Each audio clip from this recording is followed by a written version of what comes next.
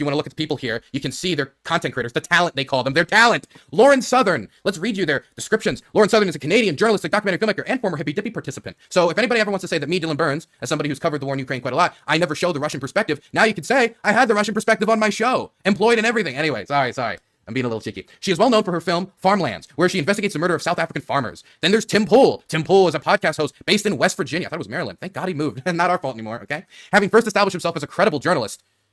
How? He covered civil unrest events around the globe. By the way, can I just throw out there, the funny thing about Tim Pool being involved in this type of information operation is that the Russians were also, through the information warfare, I think it was it the Information Warfare Agency, or it was Prigozhin's project. I forget the name of it. Somebody in chat will remind me, okay? I know a lot of you guys are nerds too. But the Internet Research Agency, which is, I believe, what it was called, they would not only spread information to help candidates they wanted to win, but generally to cause chaos. And so what they would do is they'd go on Facebook and they'd organize the Black Lives Matter side of a rally and the counter-protesters, hoping that they'd clash. Meaning Tim Pool, the man who would yell hours and hours and hours about the riots and the need for calm and how, the hypocrisy of the mainstream media, ended up working, by extension, to the same apparatus that was trying to provoke those riots. Isn't that interesting? Of course, best case scenario for Tim, he didn't do this purposefully, but it is something that I'm thinking about. Tyler Hansen, Matt Christensen, Dave Rubin. By the way, can I just throw out there, Dave Rubin, I think Dave Rubin, Benny Johnson, and the rest of these guys, as you can see here, much better negotiators than Tim Pool. And I don't want to be too mean. Okay, I'm kidding. Considering the circumstances, I don't want to be that sassy. But look at this. This is from the indictment before we get into more of the specifics, just about the negotiating portion, because I don't want to get too much into the exact sums of money. We will, but I just want to say this one thing about Tim Pool that I found very, funny. So Benny Johnson would end up negotiating a deal with the Russians for about $400,000 a month in exchange for 4 monthly videos, plus a $100,000 signing bonus. Tim Pool agreed to $100,000 a video. Dave Rubin also got a pretty good deal comparative to Tim Pool as well. I am starting to believe that Tim Pool might not be a fantastic negotiator. But let's get into the thing now that we've gotten through all of the initial shock of what's going on and what we're exactly dealing with.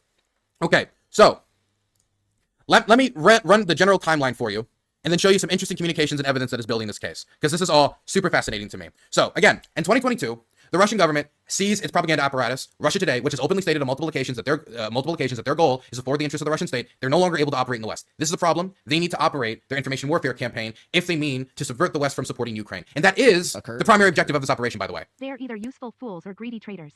Anyone with a shred of sense knew the talent were foul. Thank you. All traitors, period. Thank you so much for the $10. I appreciate it. Occurred is occurred. We are in an information war. Yes, this is information warfare. We're seeing information warfare has officially hit the alternative media space in a really big, it was here before, but it's hit it very openly, very publicly, in a big way, and the DOJ indictment is leading the way. So the propaganda apparatus gets shut down, so Russia Today wants to operate a covert operation. And so what they do is they get 2 employees to go over and set up Tenant Media. It was originally called View. It was View, I think ViewSigned or Viewpoint. It was something else, but they eventually went to Tenant Media, which is where we see here.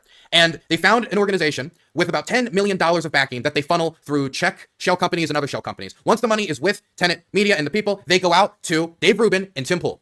Now, Dave Rubin and Tim Pool were the first people they went to. Let's see if we can actually read about this interaction in the words of the indictment, because I thought this was fascinating.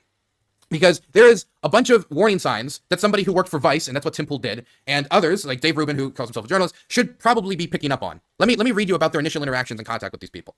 On or about February 17th, wait, maybe I should, I think I should just find it here.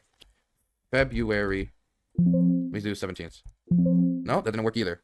I'll just read it from my notes then, never mind. On or about February 17th, 2023, Founder 1 sent an email introducing Commentator 2. Now, Commentator 2 is Tim Pool. To Edward Gregorian. This is the best part, okay? So Edward Gregorian is supposed to be, here he is right here, a Hungarian businessman that is doing business out in, Europe, and, he's a financier, and he's a very wealthy man. $10 million is a lot of money to put into a project like this. And so, of course, Tim and Dave and others need to be shown a source of this money from Tenant Media, and that's where this persona, not a real person, let me be clear, this guy's completely made up, Edward Gregorian, comes in, which is controlled by the founders of the company, the people who are doing this stuff, by these Russian Today agents. They're impersonating him. They've got a fake personality, a fake puppet, and they're saying, "Hello, Tim. Hello," and they do a call, and to convince them that this guy's real, and they try to, pitch to them like, you should join with Tenant Media. And as they're doing this pitch, I want to read you something that, again, for somebody like Tim, should be a massive red flag. On a scale from the sun to Nickelodeon green goo, how slimy is Tim Pool? Also, are you ever going to have Lauren on ever again? As for how slimy Tim Pool is, given his